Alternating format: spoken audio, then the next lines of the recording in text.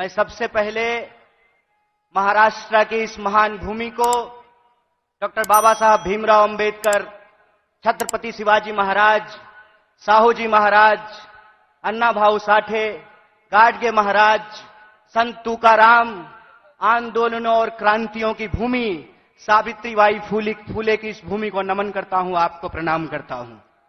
साथियों, बिना किसी औपचारिकता के मैं सम्मानित मंच का अभिनंदन करते हुए आप तमाम भारतीय राष्ट्रीय कांग्रेस के एक एक कार्यकर्ताओं का, समर्थकों का, मतदाताओं का, देश के कोने कोने में किसी भी माध्यम से इस कार्यक्रम से जुड़े हुए कांग्रेस परिवार के एक एक सदस्य को पार्टी की स्थापना दिवस के मौके पर हार्दिक बधाई देता हूं, आपका हार्दिक अभिनंदन करता हूं।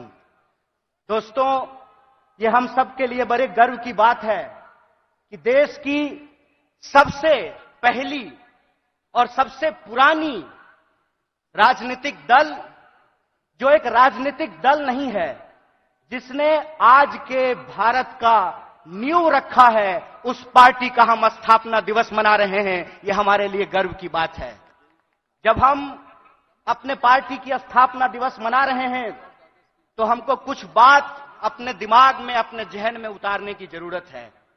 सबसे पहली बात यह है कि जब हम नागपुर में यहां मना रहे हैं तो जो लोग नागपुर को संघ भूमि बनाना चाहते हैं, उनको हम चुनौती देना चाहते हैं, जब तक कांग्रेस पार्टी जिंदा रहेगी, जब तक इस देश में एक भी कांग्रेसी कार्यकर्ता जिंदा रहेगा, अपने रक्त के आखिरी कतरे तक नागपुर को संघ भूमि नहीं, दीक्षा भूमि बना करके रखेगा। इस बात को याद रखिएगा। इस बात को याद रखिएगा कि जिस देश में हत्यारों का गाना गाया जा रहा है, उस देश में महात्मा गांधी पैदा हुए हैं। और महात्मा गांधी ने जिस पार्टी को बनाया है, जब तक वो पार्टी जिंदा रहेगी, तब तक आप इंसान को इंसान से नहीं लड़ा सकते हैं। हम बोलते रहेंगे, रघुपति राघव राजा राम, पतित पावन सीताराम, ईश्वर अल्लाह तेरो नाम, सबको सन्मति दे भगवान। हम यह तराना गाता रहेंगे, इस बात को याद रखिएगा। और जब आज हम पूरे देश को यह संदेश देना चाहते हैं भारतीय राष्ट्रीय कांग्रेस की तरफ से कि हैं तैयार हम, तो किस बात के लिए तैयार हैं हम तैयार हैं इस देश के संविधान की रक्षा करने के लिए। आप तैयार हैं कि नहीं हैं? इतनी जोर से आवाज लगाइए कि यह आवाज नागपुर से दिल्ली तक पहुंचनी चाहिए। आप तैयार हैं कि नहीं हैं? हम तैयार हैं इस देश की जमहूरियत को बचाए रखने के लिए। हम तैयार हैं इस देश में कमरतोड़ महंगाई को समाप्त करने के लिए। हम तैयार हैं इस देश के नौजवानों को रोजगार मुहैया कराने के लिए। हम तैयार हैं महिलाओं के ऊपर होने वाले अत्याचार को समाप्त करने के लिए। हम तैयार हैं आजाद देश में आजादी की रक्षा के लिए। हम तैयार हैं, यह हमारा संकल्प है। और जब हम इस संकल्प को दोहरा रहे हैं तो एक चुनौती भी हम लोगों को समझना पड़ेगा भाइयों। चुनौती यह है कि आप में से बहुत सारे लोगों को एक अनुभव हुआ होगा कि जब आप किसी पॉकेटमार को ट्रेन में पॉकेटमारी करते हुए पकड़ लेंगे तो पॉकेटमार इतना चालाक होता है कि वही जोर से चोर चोर चिल्लाना शुरू कर देता है। बोलिए, होता है कि नहीं होता है?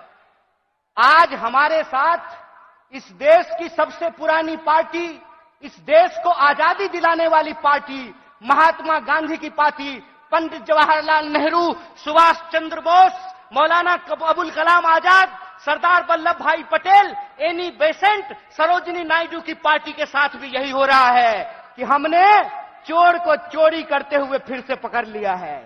हमने इनको अंग्रेजों के साथ चाय पर चर्चा करते हुए देखा था, तो जो चाय बेचने की बात करते थे, हमने उनको देश बेचते हुए रंगे हाथ पकड़ लिया है।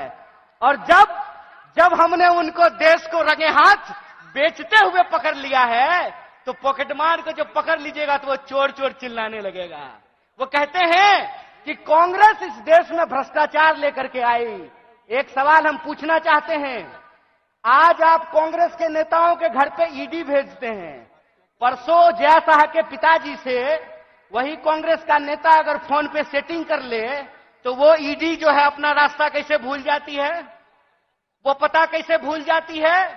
इसका मतलब ये है कि जो पार्टी देश की पार्टी है, उस पार्टी को देश के आम लोगों के नजर में बदनाम किया गया है।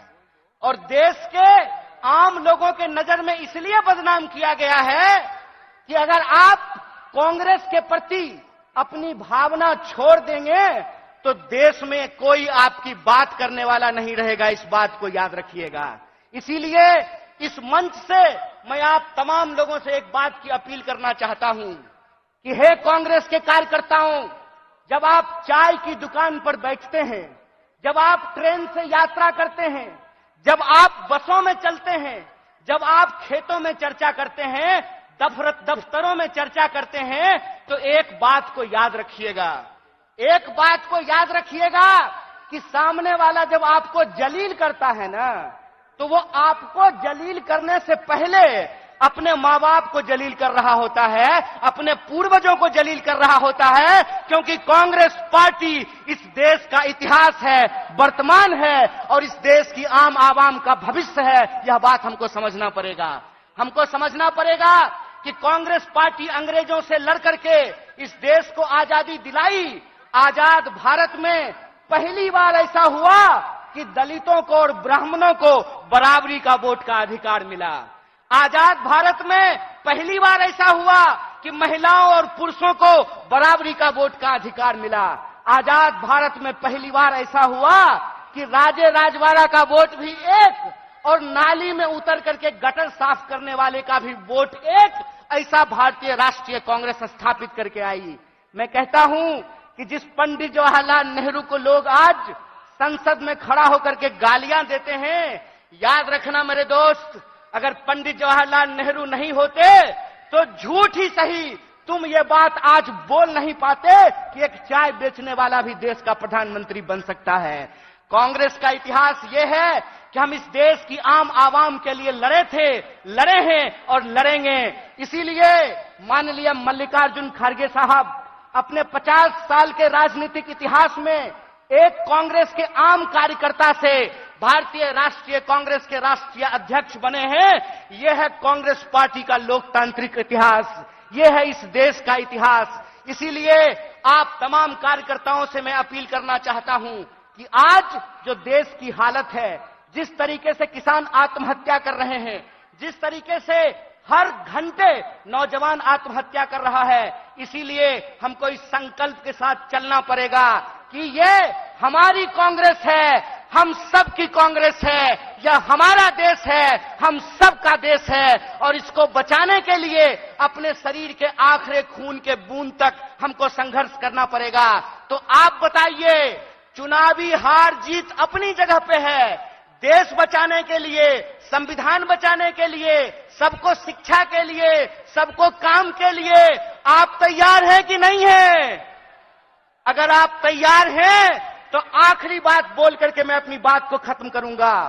हमारी रगों में उन पूर्वजों का खून बहता है जिन्होंने इस देश को अंग्रेजों की 200 साल की गुलामी से आजादी दिलाई थी।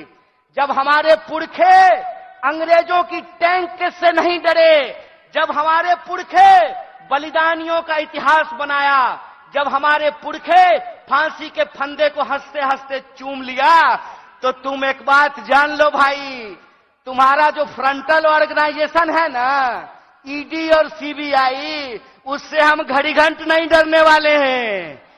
आप लोग डरने वाले हैं क्या? तो इस देश की बचाने की लड़ाई में सबको शिक्षा के लिए, सबको काम के लिए और इस देश के हर आवाम को बराबर के आत्मसम्मान के लिए आप संघर्ष करेंगे कि नहीं करेंगे?